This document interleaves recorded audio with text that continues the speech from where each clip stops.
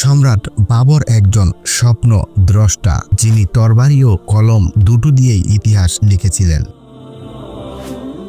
আজকে আমরা জানব মুঘল সম্রাটের প্রতিষ্ঠা সম্রাট জহিরুদ্দিন মুহাম্মদ বাবরের কথা। ছিলেন একজন বীর সেনানায়ক, সাংস্কৃতিক প্রেমী, কবি ও দক্ষ শাসক। তার জন্ম 1483 সালে বর্তমান উজবেকিস্তানের আন্দিজান শহরে। তার পিতা ছিলেন উমর শেখ মির্জা, তিনি তিমুর লং এর বংশধর, আর মা কুদলুক নিগার কানম ছিলেন চেঙ্গিস খানের বংশধর। অর্থাৎ বাবর ছিলেন তিমুর ও চেঙ্গিস এই দুই বিশাল সাম্রাজ্যের উত্তরাধিকারী, যা তার চরিত্রে সামরিক গৌরব ও শাসক সুলভ দৃঢ়তা এনে দিয়েছিল।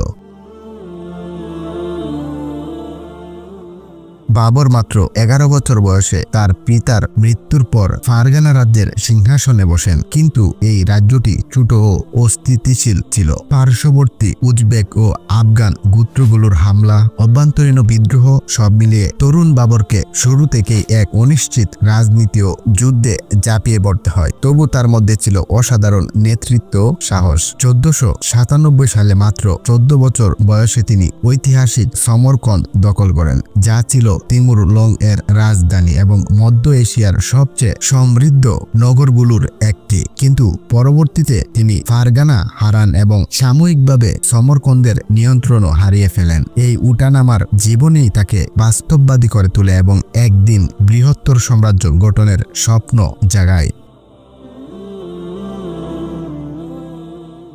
সালটা 1504। বাবর আফগানিস্তানের কাবুল দখল করেন। এখান থেকেই শুরু হয় তার শক্তিশালী সাম্রাজ্য গঠনের প্রকৃত যাত্রা। কাবুলে তিনি নতুন শাসন গড়ে তোলেন, সেনাবাহিনী পুনর্গঠন করেন এবং দক্ষিণে ভারতের সমৃদ্ধ ভূমির দিকে দৃষ্টি দেন। সেই সময় ভারত ছিল বিভক্ত। দিল্লির লোদি সুলতান, রাজপুত রাজারাও অনেক স্বাধীন রাজ্য পরস্পর প্রতিদ্বন্দ্বিতায় লিপ্ত ছিল। বাবর ভারতের ঐক্যহীনতা বুঝতে পারেন এবং মনে করেন এখানে তিনি তার ভাগ্য গড়তে পারবেন। তিনি নিজের স্মৃতিকথা তুজুক-ই-বাবরিতে লিখেছেন, ভারতের সম্পদ অফুরন্ত, কিন্তু এর শাসকরা ঐক্যবদ্ধ নয়।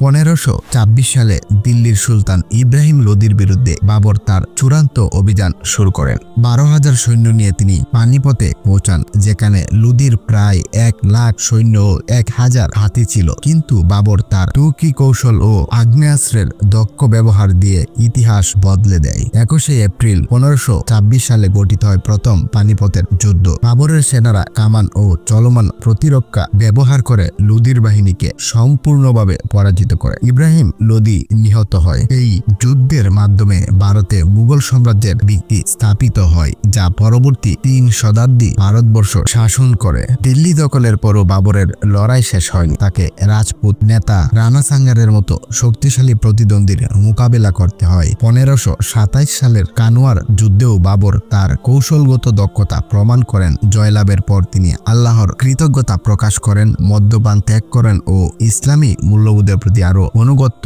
হন।